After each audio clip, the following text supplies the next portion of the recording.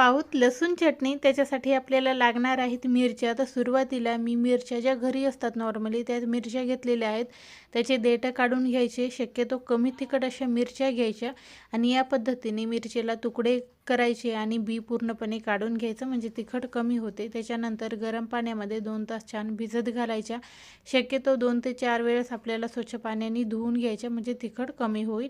त्याच्यानंतर मिक्सरच्या भांड्यामध्ये पाणी न घालता याचं बारीक आपल्याला शक्यतो पेस्ट करून घ्यायचे। त्यानंतर एक कढई ठेवून घ्यायची, त्याच्यामध्ये 4 माप आपल्याला तेल घालून घ्यायचे। तेल छान गरम झालं की मिरचीची जी पेस्ट आपण केली ते याच्यामध्ये घालून घेणार आहोत। तर पूर्णपणे सुरुवातीला आपल्याला मिरचीची पेस्टच ही घालून घ्यायची, बाकीचे साहित्य याच्यामध्ये घालायचं नाही।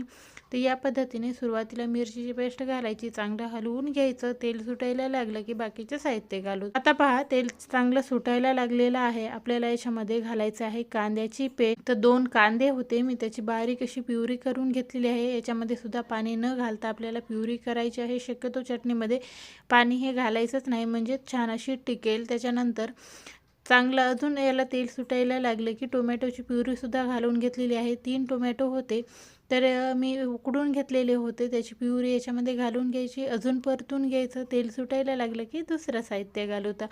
तर पाहू शकता तुम्ही कांदा आणि टोमॅटो दोन्ही घालून झालेत। आता मसाल्यामध्ये सुरुवातीला मीठ घालून घ्यायचं, चवीपुरतं मीठ घालायचं, थोडीशी हळद घालायची आहे, धने पावडर घालायचं आहे 1 चमच, त्याच्यानंतर आमचूर पावडर घालायचं आहे पाऊण चमच। अजून याला हलवून घ्यायचं। पाहू शकता तुम्ही जसं जसं आपण हलवतोय तसं तसं याला तेल सुटायला लागले। शेवटी घालायचा खूप सारा लसूण चटणी आहे तर खूप सारा लसूण घाला।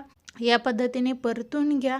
तर पाहू शकता झटपट होणारी आपली ही लसणाची चटणी तयार आहे। स्टोअर करून तुम्ही 8 ते 15 दिवस आरामाने ठेवू शकता। नक्की करून पहा।